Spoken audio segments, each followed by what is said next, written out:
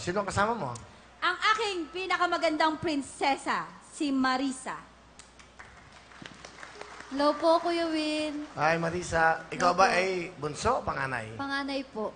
Okay, sige. Anong gusto mo? Ang ganda ng suot nyo ng nanay mo. Talaga mag-ina kayo, okay? Ano gusto mo sabihin sa nanay mo?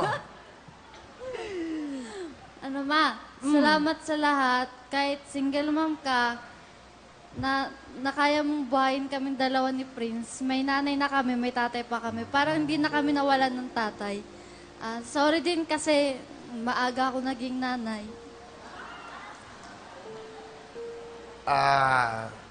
Ano ang pangalan? Si Marisa po. Marisa. Ilan taon ka ngayon?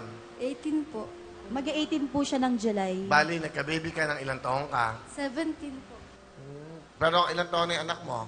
8 months pa lang po. Bago lang. Opo. Ikaw ba ay kasal? Hindi po.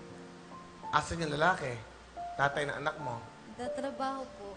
Kaya magkasama kayo? Opo. Okay naman. At least makasama kayo. Opo. Asan yung baby mo? Nasa bahay po, nasa lola ko po. Ganon. Opo. Ano gusto niyo sabihin sa anak niyo? Anak, lahat ng kayang gawin ng isang ina, gagawin para sa mga anak. Ginawa ko yon sa inyong dalawa ng kapatid mo at gagawin ko ng patuloy, ng tuloy-tuloy para sa inyo dahil kayo ang buhay ko. Lalo na ngayon may anak ka na, alam mo naman siguro kung ano yung ibig ko sabihin dahil nararamdaman mo na yan ngayon. Gusto ko lang sabihin sa inyong dalawa ng kapatid mo na mahal na mahal ko kayo. Kayo ang buhay ko. Yun lang po, Kuya Will. Okay. Ingatan mo yung baby mo.